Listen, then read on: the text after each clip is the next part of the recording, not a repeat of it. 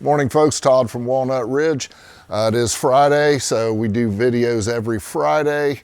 Going to touch base a little bit on, we're coming up on the dewinterization process because you're getting ready to pull your units out of storage or getting them ready for spring break. But I want to backtrack. We have had a couple units that have come into our service department that the customers have winterized themselves, and they have tankless, the Girard tankless water heaters, and they have freeze damage due to, there's different grades of RV antifreeze. So if you're using some cheaper brands that does not have enough glycol in it or no glycol at all, that is not good, because as cold as we had it this past year, so it's caused damage. Warranty will not cover that.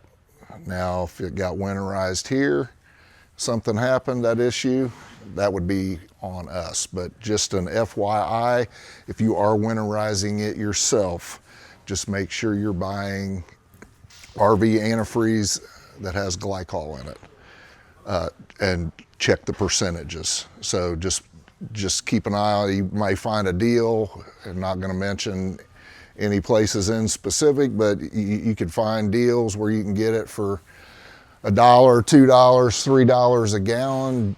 I would, if it was me, I would read the ingredients label and the percentages of what's in it. So hope that helps, because I get it on winterizing it yourself. Just ensure you're using the proper RV antifreeze.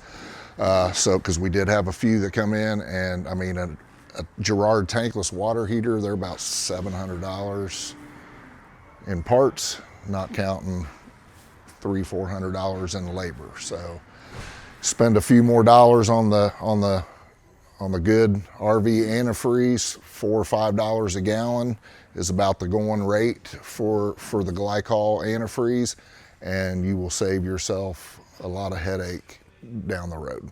So I hope this helps, folks. Have a great day.